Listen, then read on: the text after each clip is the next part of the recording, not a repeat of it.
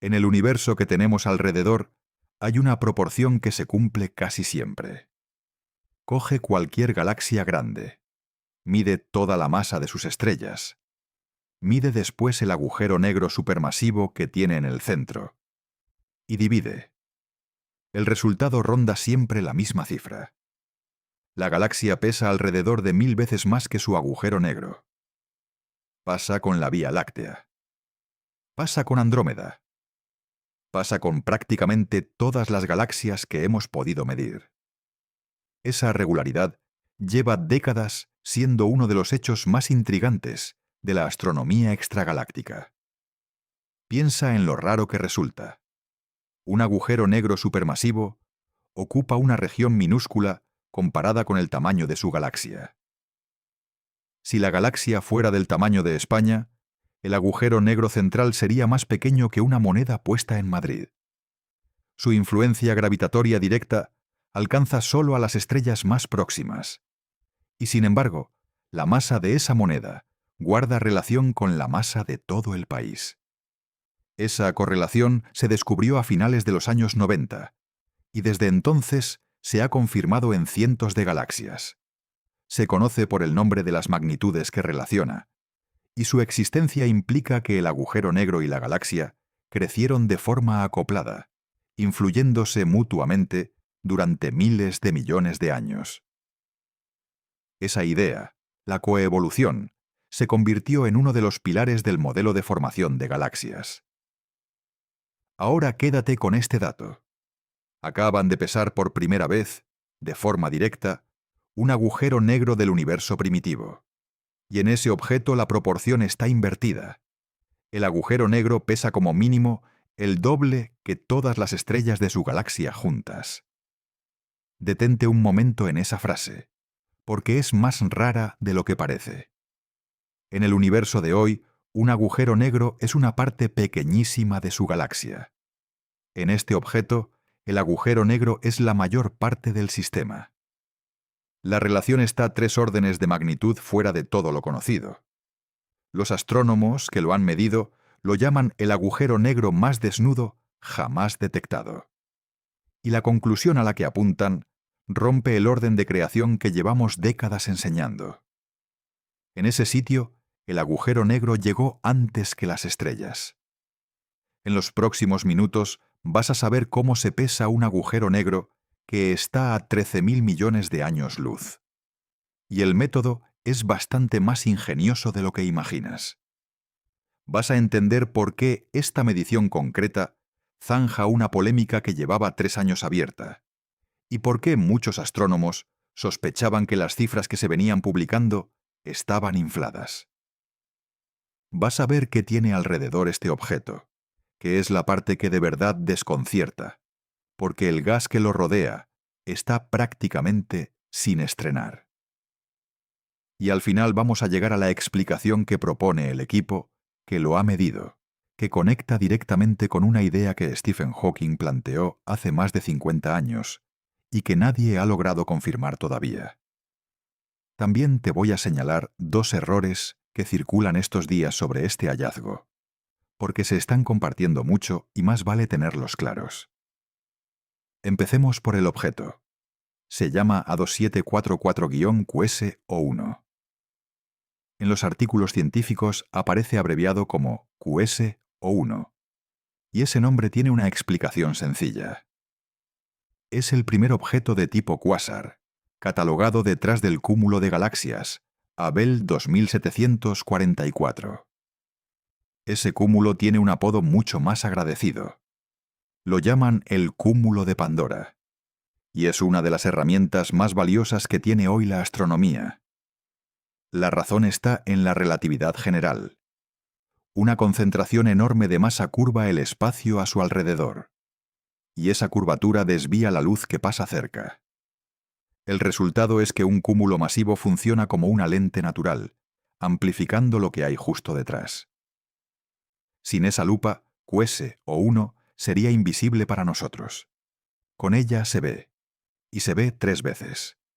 Ese es uno de los detalles más bonitos de este objeto. La lente gravitacional de Abell 2744 desvía su luz por 3 caminos distintos, así que QS, o 1, aparece en 3 puntos separados del cielo, como el mismo objeto reflejado en un espejo roto. Los astrónomos lo llaman una imagen triple. Y resulta enormemente útil, porque permite comprobar que lo que se está midiendo en un sitio coincide con lo que se mide en los otros dos. Esa comprobación cruzada tiene más valor del que parece. Cuando observas un objeto tan débil y tan lejano, siempre queda la duda de si lo que estás viendo es real o es un artefacto del instrumento, una fluctuación del ruido o una contaminación de algo situado por delante. Con una imagen única, esa duda se combate estadísticamente y nunca se elimina del todo. Con 3 imágenes del mismo objeto, en 3 posiciones distintas del detector, la duda se disuelve. Si la misma señal aparece 3 veces en sitios diferentes, con las distorsiones que predice el modelo de la lente, esa señal viene del objeto. Y hay un beneficio adicional. La lente no solo multiplica la imagen, la amplifica. En el caso de QS o 1, esa amplificación es la que ha permitido resolver el objeto lo suficiente como para medir el movimiento del gas en su interior. Sin el cúmulo de Pandora delante, la medición que da título a este video sencillamente no se habría podido hacer. Ahora los números de distancia, que son los que ponen la escala.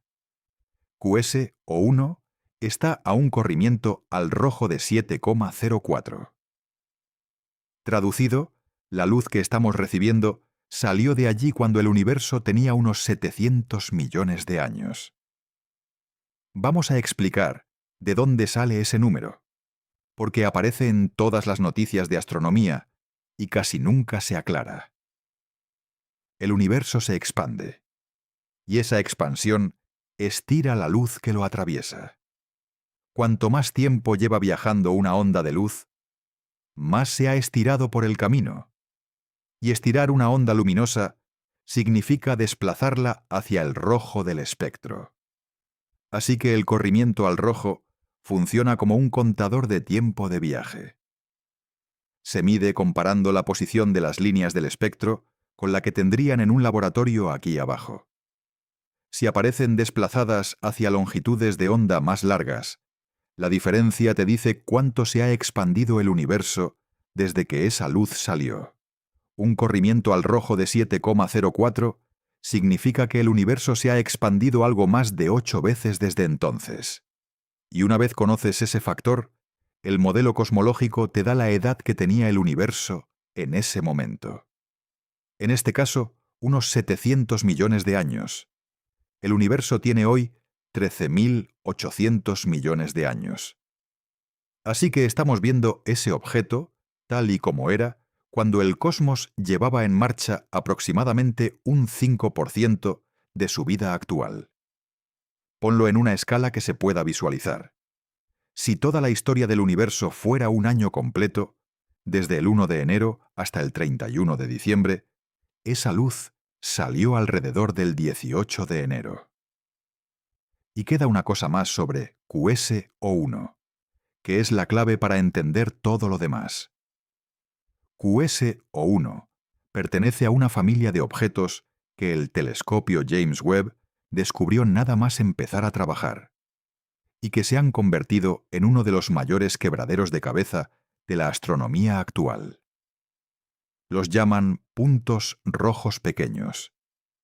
Son objetos diminutos, extremadamente compactos, muy brillantes y de un color rojo intenso.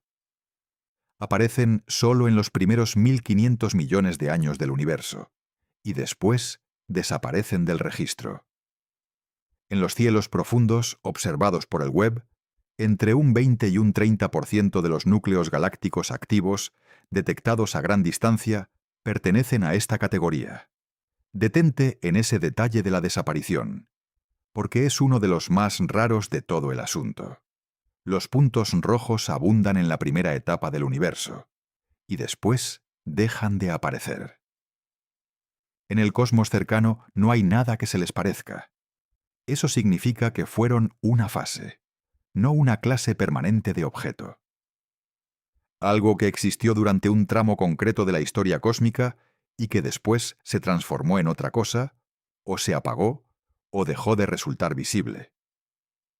Y una de las hipótesis en circulación es que se convirtieron en los cuásares y en los agujeros negros supermasivos que hoy vemos en el centro de las galaxias grandes. Es decir, que podríamos estar mirando la infancia de los monstruos que después ocuparon el corazón de todas las galaxias, incluida la nuestra. Ese detalle convierte a estos objetos en algo más que una curiosidad. Podrían ser el eslabón que faltaba entre las primeras semillas y los cuásares. Y desde que se descubrieron, han generado una discusión que sigue abierta. Nadie sabía con seguridad qué eran. Podían ser galaxias muy cargadas de polvo, o podían ser agujeros negros supermasivos devorando materia a un ritmo enorme. Y esos objetos traían además un conjunto de rarezas que ninguna de las dos explicaciones cubría del todo. Si eran agujeros negros alimentándose con fuerza, deberían brillar en rayos X, porque el gas que cae hacia un agujero negro se calienta hasta temperaturas extremas y emite en esa banda. La mayoría de los puntos rojos son extraordinariamente débiles en rayos X. Deberían emitir también en radio. Tampoco se detecta prácticamente nada. Y deberían mostrar la firma del polvo caliente en el infrarrojo medio, que es lo habitual alrededor de un núcleo activo. Esa firma tampoco aparece. Se han propuesto explicaciones para cada una de esas ausencias. Que el agujero negro esté envuelto en una región de gas tan densa que absorba los rayos X. Que esté acretando por encima del límite teórico de Eddington, lo que cambiaría la física de la emisión. Que las semillas tengan un origen distinto del habitual. Y encima de todo eso, estaba el problema del peso, que era el más incómodo de los cuatro. El problema principal era ese. Si esos objetos albergaban agujeros negros, las masas que se estimaban eran desproporcionadas para la época del universo en la que aparecían. Demasiado grandes, demasiado pronto. Y ahí surgió la sospecha razonable. Varios modelos teóricos apuntaban a que aquellas estimaciones podían estar infladas. Y no un poco. Hablaban de exageraciones de hasta 2 órdenes de magnitud, es decir, factores de 100. Si eso era cierto, el problema desaparecía. Los agujeros negros de los puntos rojos serían mucho más modestos de lo que se decía. Encajarían perfectamente con los modelos de siempre, y la crisis se quedaría en un error de medida. Hacía falta pesar uno de verdad. Y ese de verdad hay que subrayarlo, porque la palabra medición se usa en ciencia con niveles de exigencia muy distintos. Hay mediciones que dependen de un modelo previo. Estimas una cantidad a partir de otra que sí observas, aplicando una relación que has calibrado en otros objetos. Es perfectamente legítimo, se hace constantemente, y arrastra una debilidad. Si la calibración falla en el caso que estás estudiando, el resultado falla con ella. Y hay mediciones que no dependen de eso. Observas directamente el efecto de la magnitud que quieres conocer y la despejas. La diferencia práctica es enorme cuando trabajas en un régimen donde las calibraciones no se han podido comprobar. Y el universo, con 700 millones de años, es exactamente ese régimen. No hay ningún objeto cercano equivalente contra el que calibrar nada. Por eso llevaba 3 años sin resolverse esta discusión. Todo el mundo sabía qué había que hacer. El problema era conseguirlo. Y aquí llega lo que ha hecho este equipo, que es la razón por la que este trabajo se ha publicado en Nature. Vamos a explicar primero cómo se pesa normalmente un agujero negro lejano, porque el método habitual tiene una debilidad importante. Lo que se hace de forma estándar es mirar el gas que gira muy cerca del agujero negro, en la llamada región de líneas anchas. Ese gas se mueve tan rápido que las líneas del espectro se ensanchan, y a partir de ese ensanchamiento se puede estimar la velocidad. Después, combinando esa velocidad con el brillo del objeto, se deduce una masa. El problema es que ese cálculo se apoya en relaciones calibradas con cuásares del universo cercano. Aplicarlas a objetos del universo primitivo, que están en condiciones completamente distintas, es una extrapolación. Y de ahí venía la sospecha. Lo que ha hecho el equipo de Cambridge es otra cosa. Han medido la masa de forma directa y dinámica. El método se basa en un principio que conoces sin saberlo, porque es el mismo que gobierna el sistema solar. Cuando algo orbita alrededor de una masa, la velocidad a la que gira depende de dos cosas: de la masa central y de la distancia a la que está. Mercurio va rapidísimo porque está muy cerca del Sol. Neptuno va lentísimo porque está lejos. Es la mecánica de Kepler, la misma que Newton explicó con su ley de la gravitación. Si mides a qué velocidad orbita el gas y a qué distancia está del centro, obtienes la masa central. Ninguna calibración, ninguna extrapolación, ningún supuesto sobre el brillo. Aritmética. El obstáculo es evidente. Para hacer eso hay que resolver el objeto, es decir, distinguir zonas distintas dentro de él y medir la velocidad del gas en cada una. Y estamos hablando de una fuente diminuta situada a 13.000 millones de años luz. Ahí es donde entran la lente gravitacional y el instrumento adecuado. En diciembre de 2024, Roberto Majolino, Hanna Hubler y sus colaboradores apuntaron el telescopio James Webb hacia Cuese O1 durante 10 horas adicionales de observación, usando el espectrógrafo NIRSPEC en modo de alta resolución. Y hay que pararse en lo que significan esas 10 horas. El tiempo de observación del James Webb es uno de los recursos más disputados de la ciencia mundial. Cada ciclo se presentan propuestas que multiplican por varias veces las horas disponibles, y un comité independiente decide cuáles se aprueban. Conseguir 10 horas para apuntar a un único punto diminuto exige justificar muy bien qué se espera obtener. El instrumento elegido, NIRSPEC, funciona descomponiendo la luz infrarroja en sus longitudes de onda, igual que un prisma separa la luz blanca en colores. En su modo de alta resolución, sacrifica cantidad de luz recogida a cambio de precisión en la separación de esas longitudes de onda. Ese intercambio es justo el que hacía falta aquí. Para medir velocidades a partir del desplazamiento de las líneas espectrales, la precisión importa más que el brillo. Y aún así, la señal de un objeto tan lejano es tan débil que hicieron falta esas 10 horas acumulando fotones para que el resultado tuviera sentido estadístico. Con la amplificación del cúmulo de Pandora y esas 10 horas de exposición, consiguieron convertir aquel punto en una mancha con estructura. Una imagen pixelada, sí, y con píxeles suficientes para medir los colores de cada zona por separado.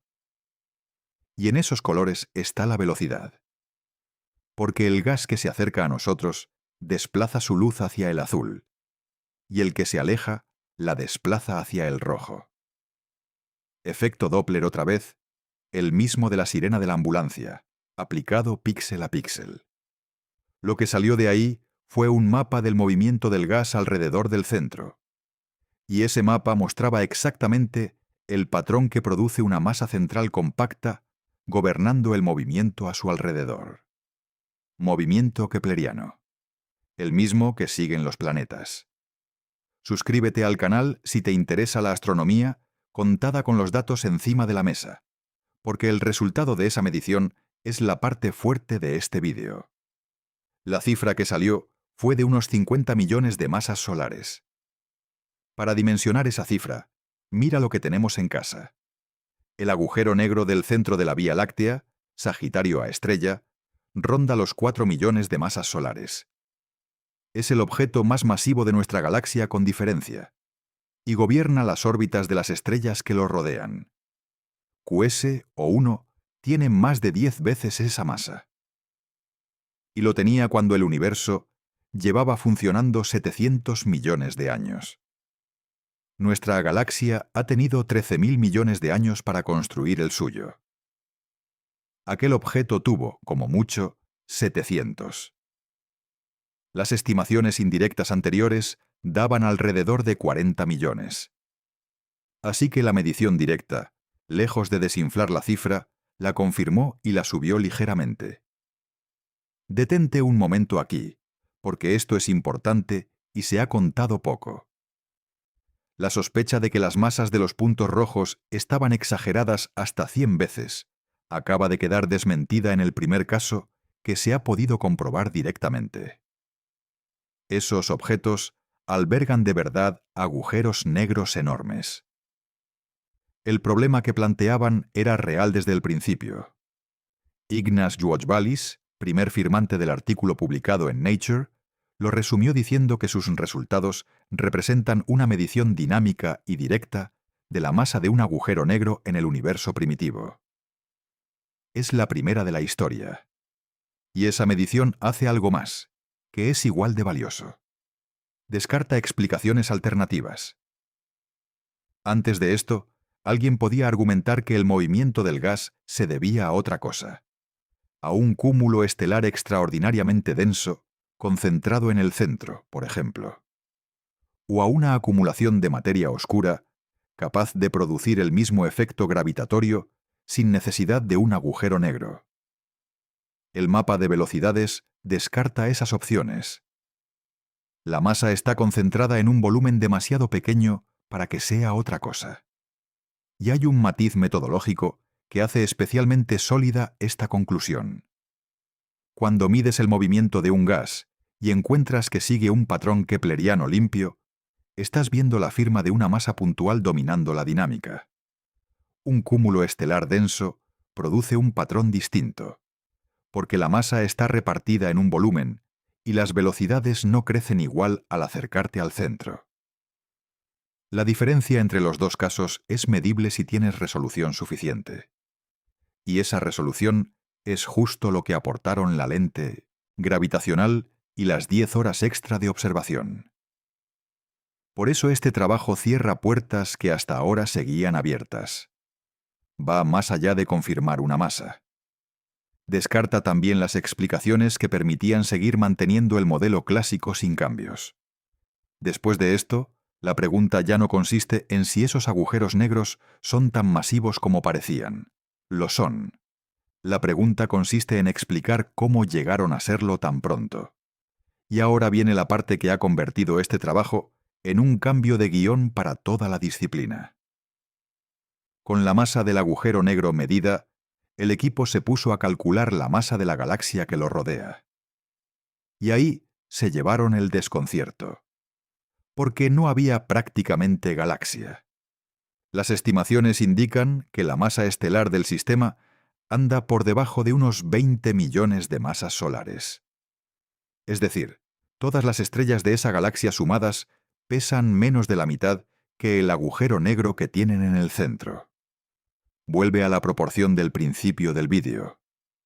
En el universo local, una galaxia pesa unas 1000 veces más que su agujero negro central. En QS o 1, el agujero negro pesa como mínimo el doble que las estrellas. Esa diferencia son 3 órdenes de magnitud. Un factor de 1000, en el sentido contrario al esperado. Por eso los propios investigadores lo describen como el agujero negro masivo más desnudo detectado hasta la fecha. Y todavía queda un dato más, que es el que cierra el argumento. El equipo analizó la composición química del gas que rodea al agujero negro, usando líneas de emisión concretas del espectro, entre ellas las del hidrógeno y las del oxígeno ionizado. Comparando la intensidad relativa de esas líneas, se puede deducir cuántos elementos pesados hay presentes. En astronomía se llama metalicidad, y la palabra induce a error, así que vamos a aclararla. Para un astrónomo, un metal es cualquier elemento más pesado que el hidrógeno y el helio. El oxígeno es un metal. El carbono es un metal. El nitrógeno también. Y esa distinción importa muchísimo por una razón. El Big Bang solo produjo hidrógeno, helio y trazas de litio. Absolutamente todo lo demás, cada átomo de oxígeno, de carbono, de hierro y de calcio que existe en el universo, se ha fabricado dentro de estrellas y se ha repartido cuando esas estrellas murieron. Así que la metalicidad de una nube de gas funciona como un reloj. Te dice cuántas generaciones de estrellas han vivido y muerto antes en ese sitio. Cuanto más metal, más historia estelar detrás. Cuanto menos metal, más virgen es el material. En QS o 1, la metalicidad medida es de milésimas de la del Sol.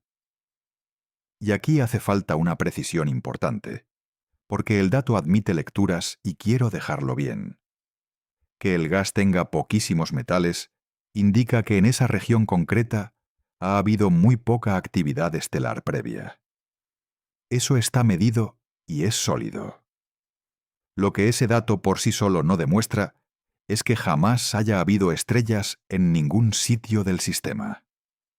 El gas que se mide es el que rodea al agujero negro dentro de un radio determinado, y las observaciones acotan la composición dentro de esa región. Lo que hace potente el argumento es la combinación de las tres cosas: poca masa estelar, gas casi virgen y un agujero negro enorme, todo a la vez en el mismo sitio. Cualquiera de esos datos por separado admitiría escapatorias. Los tres juntos las cierran casi todas. Por eso los autores hablan de un objeto anterior a los procesos estelares y no simplemente de un objeto con poco metal. Piensa en lo que significa ese dato combinado con todo lo anterior. Tienes un agujero negro de 50 millones de masas solares. Tienes a su alrededor un puñado de estrellas que pesan menos de la mitad que él. Y tienes ese gas prácticamente sin procesar, compuesto casi por completo de hidrógeno y helio, con una cantidad de elementos pesados casi indetectable. Ese material está sin estrenar. Ahí no ha vivido ni ha muerto una población estelar significativa. Y aún así, en medio de todo eso, hay un agujero negro de 50 millones de soles. George Wallis lo formuló de una manera muy directa. Dijo que parece que han encontrado un agujero negro que no tiene una galaxia anfitriona sustancial, y que es anterior a los procesos estelares. Anterior a los procesos estelares. Esa es la frase. Y hay que apreciar la prudencia con la que está construida, porque dice bastante sobre cómo trabajan estos equipos. George Wallis dice, parece que hemos encontrado. No dice hemos demostrado. Habla de una galaxia anfitriona que no es sustancial, sin afirmar que no exista en absoluto. Y sitúa el objeto como anterior a los procesos estelares, que es una descripción de lo observado y no una teoría sobre el origen. Cada una de esas cautelas está puesta a propósito. Eso contrasta bastante con cómo circula después la noticia, donde las mismas conclusiones aparecen convertidas en afirmaciones rotundas sobre agujeros negros que existieron antes que las estrellas del universo entero. La diferencia entre las dos versiones parece pequeña y resulta decisiva. Una describe un objeto concreto medido con un método concreto. La otra generaliza a todo el cosmos. Este vídeo intenta quedarse con la primera. Roberto Maiolino, que dirige el equipo desde la Universidad de Cambridge, fue todavía más contundente al valorar el hallazgo. Habló textualmente de una revisión total de los escenarios clásicos sobre cómo se forman y crecen los agujeros negros. Vamos a explicar bien qué es lo que se rompe. Y para eso hay que tener presente la secuencia que llevamos décadas dando por buena. El relato estándar dice lo siguiente. Primero, el gas primordial se acumula por gravedad y colapsa. De ese colapso nacen las primeras estrellas. Esas estrellas viven, y las más masivas mueren pronto y de forma violenta, dejando atrás agujeros negros de masa estelar, del orden de unas pocas decenas de masas solares. Después, esos agujeros negros pequeños crecen. Se tragan gas, se fusionan entre ellos, se van alimentando durante cientos de millones de años, y con el tiempo llegan a convertirse en los monstruos supermasivos que hoy vemos en el centro de las galaxias. Y aquí aparece el cuello de botella que lleva años dando problemas. Un agujero negro no puede comer todo lo rápido que quiera. Existe un límite físico, llamado límite de Eddington, que surge de un equilibrio bastante elegante. El gas que cae hacia el agujero negro se calienta y emite radiación. Esa radiación empuja hacia afuera al gas que viene detrás. Si el agujero negro come demasiado deprisa, la propia luz que genera frena su siguiente comida. Ese límite marca un ritmo máximo de crecimiento. Y cuando se hacen las cuentas, partir de una semilla de unas decenas de masas solares y llegar a decenas o cientos de millones en unos pocos cientos de millones de años, exige alimentarse al máximo ritmo posible, de forma continua, sin interrupciones, durante prácticamente toda esa etapa. Eso es muy difícil de sostener, porque el gas se agota, la radiación lo dispersa y los entornos cambian. De ahí que las semillas pesadas resulten tan atractivas para los teóricos. Si empiezas con 100.000 masas solares en lugar de con 30, el problema del tiempo prácticamente desaparece. Esa secuencia tiene una consecuencia lógica. Las estrellas siempre van primero, porque el agujero negro nace del cadáver de una de ellas. En QS-O1, esa secuencia se cae. Si el gas de alrededor está prácticamente sin elementos pesados, ahí no ha muerto una generación previa de estrellas capaz de fabricar semillas. Y si las estrellas que hay pesan menos que el propio agujero negro, tampoco hay material suficiente para haberlo construido a base de restos estelares. Así que la conclusión que apuntan los dos artículos es que ese agujero negro tuvo que formarse de otra manera. Y que llegó antes. Es más, el planteamiento del equipo va un paso más allá. Sugieren que el agujero negro pudo actuar como semilla alrededor de la cual empezó a formarse la galaxia, y no al revés. Y ese mecanismo, si se confirma, tiene bastante lógica física detrás. Un agujero negro de 50 millones de masas solares genera un pozo gravitatorio profundo. El gas de los alrededores cae hacia él, se acumula, se comprime. Parte de ese gas alimenta al propio agujero negro, y parte se queda alrededor formando estructura. En ese escenario, las primeras estrellas del sistema se formarían precisamente por la concentración de material que provoca el agujero negro. Sería el motor de la construcción, y no el producto final. Eso invierte el papel de la coevolución que mencionábamos al principio. Bajo el modelo clásico, la relación entre agujero negro y galaxia surge porque los dos se regulan mutuamente mientras crecen a la vez. Bajo este otro escenario, esa relación surgiría porque uno de los dos existía antes y determinó cómo creció el otro. Y hay una consecuencia que resulta fácil de pasar por alto. Si esto ocurrió en QS-O1, pudo ocurrir en más sitios. La relación de 1000 a 1 que observamos hoy en el universo cercano sería el resultado final de un proceso que empezó al revés, con el agujero negro llevando la delantera y la galaxia alcanzándolo después a lo largo de miles de millones de años. Piénsalo un momento. La imagen mental que todos tenemos es la de una galaxia con un agujero negro en el centro, como una ciudad con una plaza. Lo que propone este trabajo es que en algunos casos primero estuvo la plaza, y la ciudad creció alrededor.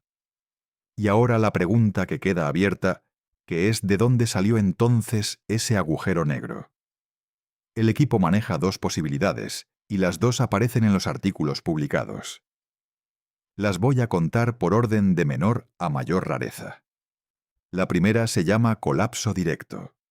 La idea es que en el universo muy temprano, una nube de gas primordial enorme pudo colapsar sobre sí misma sin llegar a fragmentarse en estrellas, y formar directamente un agujero negro de decenas de miles o de cientos de miles de masas solares. Eso resolvería el problema de partida. En lugar de empezar con una semilla de 30 masas solares y tener que crecer 1.000.000 de veces, empiezas ya con algo grande. La cuenta cuadra mucho mejor. Esta hipótesis lleva años sobre la mesa y tiene bastante apoyo teórico. Requiere condiciones muy concretas de temperatura y de composición para que el gas no se fragmente, y esas condiciones parecen plausibles en el universo primitivo. Y esa exigencia de que el gas no se fragmente es la clave de todo. Así que vamos a entenderla. Cuando una nube de gas colapsa por su propia gravedad, se calienta. Si ese calor puede escapar, la nube sigue contrayéndose, se rompe en trozos, y cada trozo forma una estrella. Así nacen los cúmulos estelares que vemos hoy. El elemento que permite que el calor escape es, precisamente, el que falta en el universo primitivo. Las moléculas y los átomos pesados actúan como refrigerante, absorben energía y la vuelven a emitir en forma de radiación que se marcha de la nube. En una nube compuesta solo de hidrógeno y helio, esa refrigeración es muchísimo menos eficiente. El gas se mantiene caliente. Y un gas caliente resiste la fragmentación, porque la presión térmica se opone a que se formen grumos separados. El resultado es que la nube entera puede seguir colapsando como un bloque único, sin dividirse, hasta convertirse directamente en un objeto muy masivo. Por eso este mecanismo solo funciona en el universo temprano. Y por eso la baja metalicidad de QS, o 1, encaja también con él. Ese entorno prácticamente virgen es exactamente el escenario que la teoría del colapso directo necesita. Lo cual, dicho sea de paso, complica atribuirle el hallazgo a la otra hipótesis con demasiada seguridad. La segunda posibilidad es considerablemente más extrema. En 1971, Stephen Hawking publicó un trabajo proponiendo que podrían existir agujeros negros, formados en los primerísimos instantes tras el Big Bang. No a partir de estrellas, porque todavía no existían estrellas. A partir de las propias fluctuaciones de densidad del universo recién nacido. La idea es la siguiente. El universo primitivo no era perfectamente uniforme. Había zonas ligeramente más densas que otras. Y en las regiones donde esa densidad superaba cierto umbral, la materia habría colapsado directamente sobre sí misma, formando un agujero negro, en un plazo que se mide en fracciones de segundo tras el Big Bang. A esos objetos se les llama agujeros negros primordiales. Se propusieron hace más de 50 años, se han buscado desde entonces con métodos muy diversos, y hasta hoy nadie ha confirmado la existencia de ninguno. La idea tiene una propiedad que la hace especialmente atractiva y especialmente difícil de comprobar a la vez. Un agujero negro primordial no tendría por qué obedecer las reglas de masa que gobiernan a los agujeros negros de origen estelar. Un agujero negro nacido del colapso de una estrella tiene un límite inferior, porque hace falta una estrella lo bastante masiva para producirlo. Uno primordial podría tener, en principio, casi cualquier masa, desde cantidades ínfimas hasta valores enormes, dependiendo del tamaño de la región que colapsó y del momento exacto en que lo hizo. Durante décadas, esa idea ha rondado además otra discusión mucho más grande. Si existieran agujeros negros, primordiales en cantidad suficiente, podrían dar cuenta de una parte de la materia oscura, ese componente invisible que constituye la mayor parte de la masa del universo y cuya naturaleza sigue sin identificarse. Esa posibilidad se ha explorado a fondo y se ha ido acotando con observaciones de todo tipo, desde el estudio de lentes gravitacionales hasta la radiación de fondo. Los márgenes disponibles se han estrechado bastante, y la hipótesis sigue viva en determinados rangos de masa. Por eso, encontrar una prueba sólida de un agujero negro primordial sería un acontecimiento considerable. Tocaría el origen del universo, la formación de las primeras estructuras y el problema de la materia oscura al mismo tiempo. y por eso mismo hay que ser especialmente exigente antes de afirmar que se ha encontrado uno. Y aquí está el dato que hace que este hallazgo sea tan comentado. Según se ha publicado, el grupo de Majolino se inclina por la segunda opción, es decir, por la propuesta de Hawking. Hay además trabajos teóricos recientes que apuntan en esa dirección. En marzo de 2026 se publicó en The Astrophysical Journal Letters una simulación de formación de estructura alrededor de un agujero negro primordial aislado, construida específicamente tomando como referencia la masa inferida para A2744-QS-O1. Los resultados de esa simulación reproducen bastante bien las propiedades observadas del objeto, incluida la baja metalicidad del gas en la región central. Ahora bien, y esto hay que decirlo con toda la claridad, nada de esto está confirmado.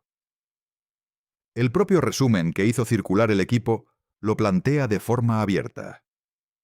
Vienen a decir que, tanto si ese agujero negro procede de una semilla pesada, formada en el primer segundo tras el Big Bang, como si viene algo después del colapso de una nube gigante de gas, casi con seguridad nació ya siendo grande, y puede estar en las fases iniciales de construir una galaxia a su alrededor.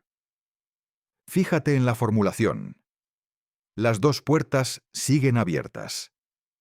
Lo que este trabajo establece con solidez es el hecho observacional.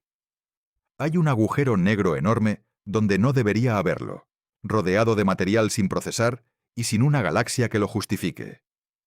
La explicación de cómo llegó ahí sigue en discusión. Y ahora las dos precisiones que prometí al principio, porque este hallazgo se está compartiendo con dos errores que hay que tener claros. El primero es que estos días circula la afirmación de que el Webb acaba de descubrir el agujero negro más antiguo del universo.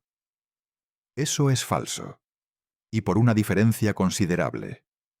QS-O1 está a un corrimiento al rojo de 7,04, lo que corresponde a un universo de unos 700 millones de años. Hay al menos dos objetos conocidos que están bastante más atrás. Uno se llama Capers-LR-Z9 y está a un corrimiento al rojo de 9,288. Su luz salió cuando el universo tenía unos 500 millones de años, y es el agujero negro más antiguo confirmado hasta la fecha. Lo publicó un equipo liderado desde el Cosmic Frontier Center de la Universidad de Texas en Austin en agosto de 2025. Su masa ronda los 300 millones de masas solares y equivale a la mitad de la masa estelar de toda su galaxia. También es un punto rojo. El otro se llama UHZ1. Está tal un corrimiento al rojo de aproximadamente 10,1, y su luz salió unos 470 millones de años después del Big Bang. Se detectó combinando el observatorio de rayos X Chandra con el James Webb. Y aquí viene una coincidencia que me parece preciosa. UHZ1 también está detrás del cúmulo, Abell 2744, la misma lupa gravitacional que nos permite ver QS-O1 nos permitió ver antes a otro objeto todavía más lejano. Ese cúmulo lleva años trabajando de lente para la astronomía y ha entregado ya más de un récord. Y hay una razón concreta por la que ese cúmulo en particular resulta tan productivo. Abell 2744 dista mucho de ser un cúmulo tranquilo. Se trata del resultado de una colisión múltiple entre varios cúmulos de galaxias, un choque titánico que todavía está en marcha y que ha dejado la materia repartida de forma desordenada. De ahí le viene el apodo de cúmulo de Pandora. Ese desorden, que desde el punto de vista de estudiar el propio cúmulo complica las cosas, resulta una ventaja para usarlo como lente. La distribución irregular de masa produce un campo gravitatorio complejo, con zonas de amplificación muy alta, repartidas por su superficie. Dicho de otra forma, es una lupa con imperfecciones, y esas imperfecciones generan puntos donde el aumento es enorme. Por eso Abell 2744 ha sido objetivo prioritario de varios de los grandes programas de observación del James Webb. Detrás de él se han encontrado algunas de las galaxias más lejanas conocidas, además de los 2 agujeros negros que hemos mencionado.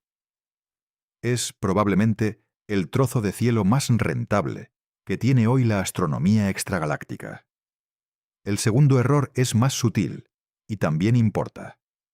Se está diciendo que el Webb acaba de descubrir este objeto.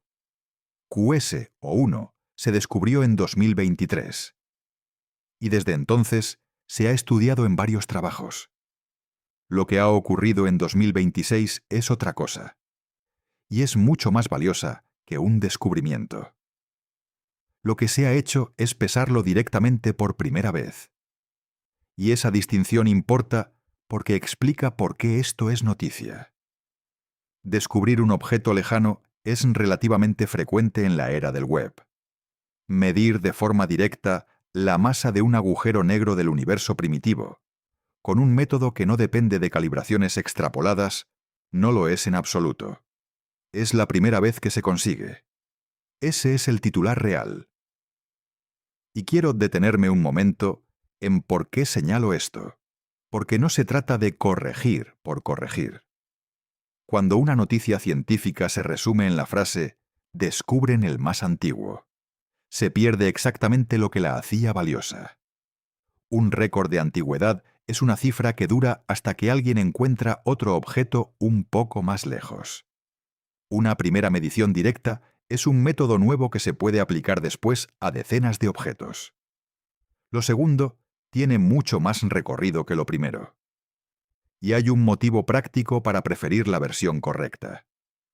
Si el récord de antigüedad fuera lo importante, este trabajo quedaría desfasado en cuanto apareciera un objeto más lejano, cosa que ocurre con cierta regularidad.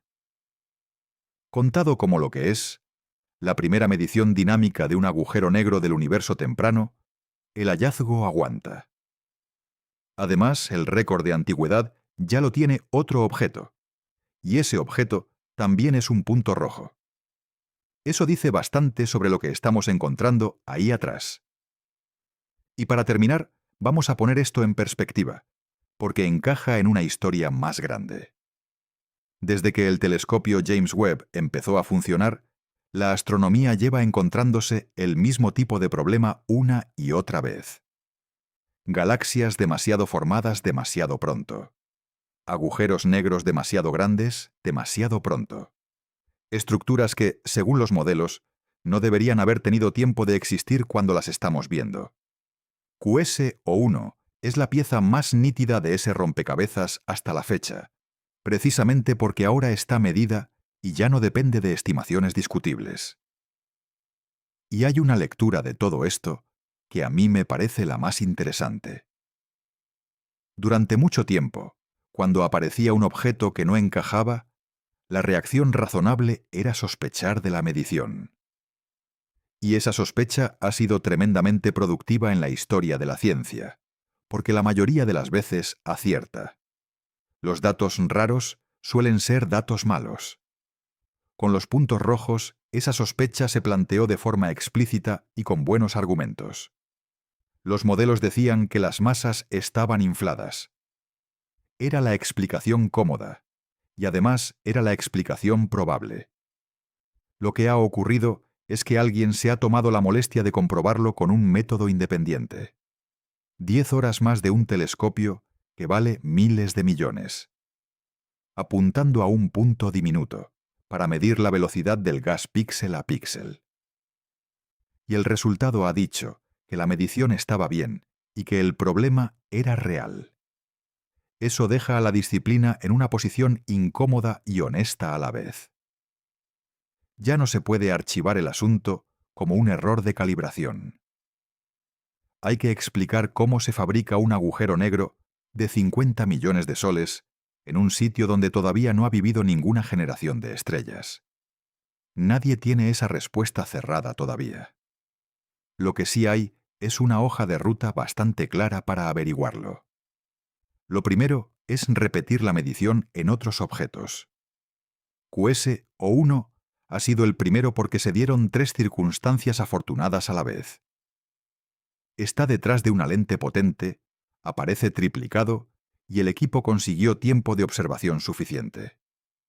Encontrar más casos con esas condiciones lleva tiempo, y cada uno que aparezca permite comprobar si el patrón se repite o si QS-1 es una rareza. Lo segundo es afinar la composición química. Si de verdad estamos ante material sin procesar, las mediciones más precisas de metalicidad en más objetos deberían confirmarlo de forma sistemática. Y lo tercero es lo más difícil y lo más interesante. Los 2 escenarios de origen, el colapso directo y el agujero negro primordial, predicen cosas ligeramente distintas sobre la distribución de masas y sobre cuántos objetos así deberíamos encontrar. Con estadística suficiente, esas predicciones se pueden contrastar. Eso significa que la respuesta no va a llegar de un único hallazgo espectacular. Va a salir de acumular casos y compararlos. Que es, por cierto, como se resuelven casi todas las cosas importantes en astronomía. Sin momentos de eureka, midiendo mucho y comparando después. Y hay una idea de todo esto con la que me quedo. Ese agujero negro lleva 13.000 millones de años enviando luz en todas direcciones. Durante casi todo ese tiempo, esa luz ha viajado por un universo vacío sin que nadie la recogiera. Atravesó la época en que se formaron las primeras galaxias, la época en que se formó la Vía Láctea, la formación del Sol y de la Tierra, la aparición de la vida, la de los dinosaurios y la de nuestra especie. Y llegó aquí hace poco, para encontrarse con un espejo de 6,5 metros situado a 1,5 millones de kilómetros de un planeta pequeño, construido por unos animales que llevan pensando en esto un par de siglos. Esa luz, además, llegó desviada. El cúmulo de Pandora le curvó el camino y la partió en 3, así que la recogimos por triplicado sin haberlo pedido. Con eso hemos podido calcular cuánto pesaba algo que existió cuando el universo llevaba en marcha unos 700 millones de años, bastante menos de lo que lleva existiendo nuestro Sol. Y la respuesta que ha salido dice que el orden en el que creíamos que se construyó todo puede haber sido el contrario. Y lo que sugiere es que la historia del universo temprano tuvo caminos que no habíamos contemplado. Que hubo maneras de fabricar agujeros negros gigantes sin pasar por la muerte de una estrella. Y que, al menos en algunos sitios, el orden fue el contrario del que enseñábamos. Suscríbete al canal si quieres seguir de cerca lo que el web está desmontando, porque este tema va a dar bastante de sí en los próximos años. Y cuéntame en los comentarios cuál de las 2 hipótesis te convence más. ¿La nube de gas que colapsa entera o el agujero negro nacido en el primer segundo del universo? Nos vemos en el próximo vídeo.